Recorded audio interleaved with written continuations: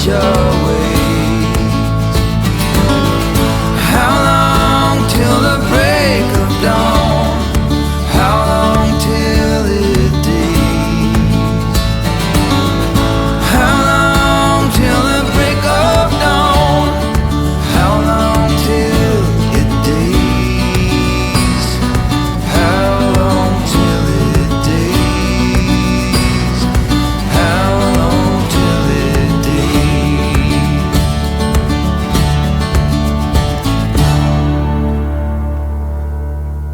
Dinner time, Daddy. What? My dinner? Wow, there's that toast that you made. And them sausages and the 4 eggs. and 2 eggs. And don't forget this. What is that? That is your thing for your drink. Oh, well, I 13. need a drink. I'll go get your drink. Okay, thank you. Welcome. Hey guys, good morning. Monday, May the 1st. The vloggers made it to May 2017. It's the 1st of May. I had a good win last night. I'm playing cash game. Bought in for 200, cashed out for 800. So I made a round number 600 plus 600. Really nice. In the last vlog, I was talking about when I was at Harrah's Cherokee. A guy with 7-4 to my right went all in, and I had aces, so I called. Happened twice more last night. I got aces 4 times in one session. 4 times in one session. Fantastic. And I won with them every time. My aces were not cracked. Woohoo!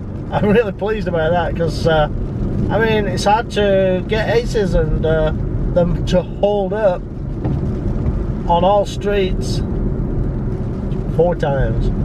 Really cool. The first one, I had aces and there was a $7 straddle, so there was 3 or 4 callers, 3 I think. I made it 37 to go, and the original straddler I think called, and then there was a guy to my right. He went all in. He had just short of 200 bucks.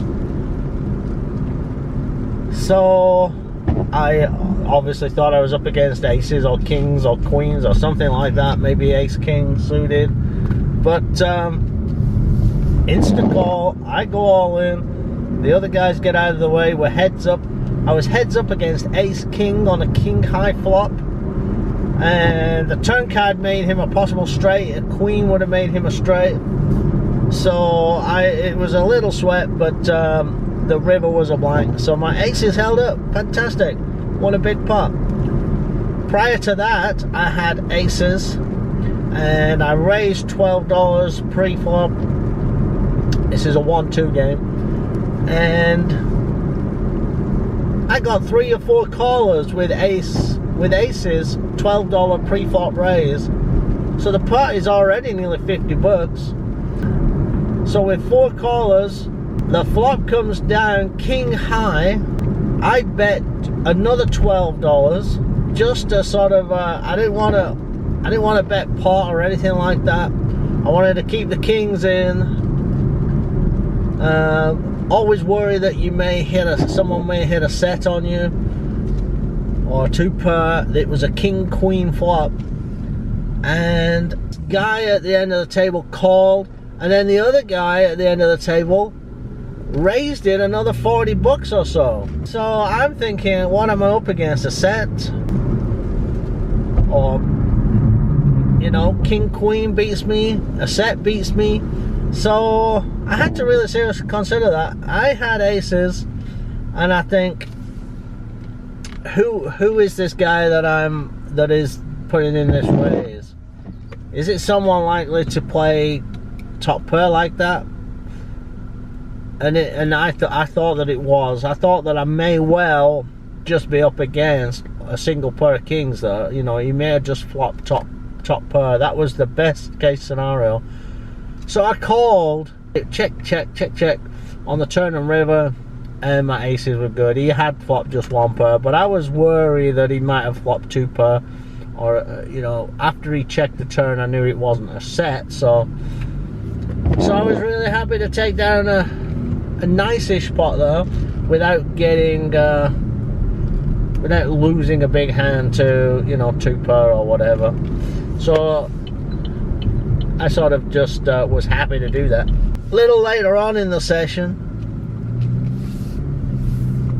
I looked down and got aces again, and again there's a straddle, so I make it an extra 20 or something, 30, and the guy with the straddle goes all in. He had about $100 or less, and it was insta call, you know, got your aces. And I was thinking at this time, well, they've held up all this time, maybe they'll hold up this time. And they did, they held up. The guy didn't show. I turned over my aces immediately, as I do. I never like to slow roll it, as I said before.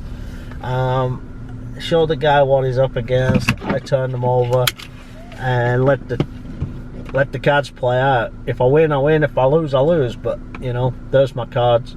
He said, you're good, and he mucked his cards. So my aces held up all night long. Fantastic. Really, really pleased. So there you go. Aces, aces, aces all the way, baby.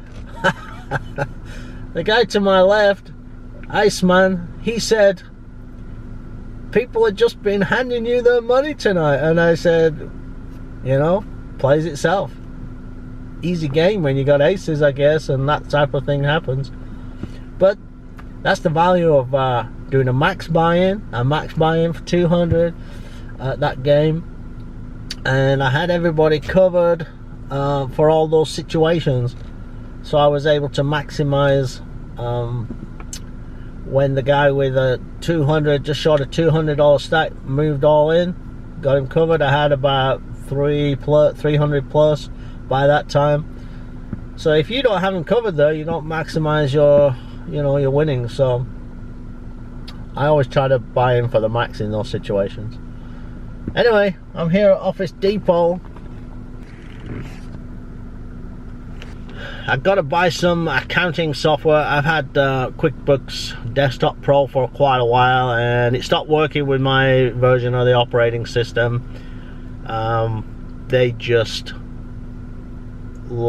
support it for a couple of years, and you got to go and buy a new version. The amount of versions of QuickBooks Desktop Pro I've bought over the years, unbelievable. I should have maybe just bought the company out earlier, it would have been cheaper.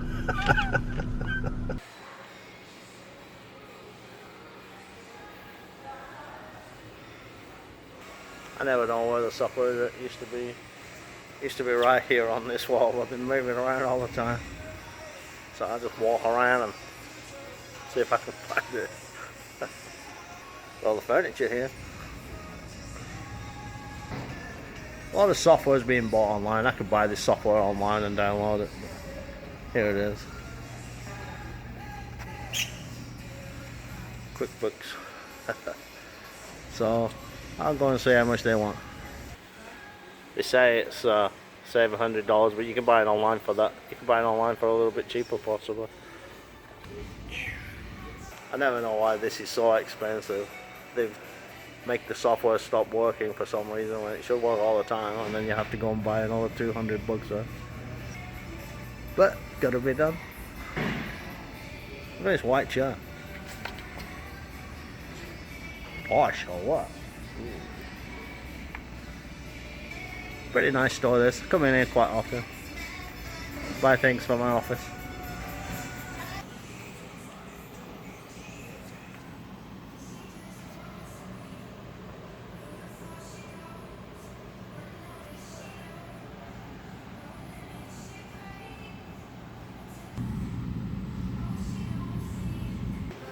Dancing in the rain, baby. That's what we're doing here. Dancing in the rain. It's actually raining out here. So they say dance in the rain. This is me dancing in the real rain. I got my bag of goodies. That's enough dancing in the rain for one day. Back to work. Okay, let's review a hand. This is a typical run good hand. I pick up king 9 offsuit in late position. There's 4 limpers. I call. The button raises to $12. He gets a couple of callers, including myself, of course, and we go and see a flop. Now, the flop is pretty good for me. It's 9 high. However, I do put the pre-flop button raiser maybe on an overpair. But I've still got 9 high. Good kicker. I'm going to probably continue on most boards like this. So then, as I'm sort of pondering my top pair here, the other position, donk bets, $15. Falls to me. I call it, of course, but I'm still worried that they might be up against a set or over pair. But I think I'm a bit too strong to fall to a $15 bet here. So I call. The pre-flop raiser calls. Turns a king. So now I've got kings up. I'm really happy with this. However, I check. The button now bets $20. And the early position just folds. I just call. And the river's just a peach. It's a king. I make a full house. So I lead out $35. I could have checked called here, but I figured that if the guy's just got an overpair, he's just gonna check behind. So I let out $35 as a value bet. The button called it. He had pocket aces. So I take down a nice pot. I'm happy to take that one down. I mean, that's what I call run good, you know. I was losing that hand until the turn card, and then it just turned out in my favor. So I'm really pleased with that one.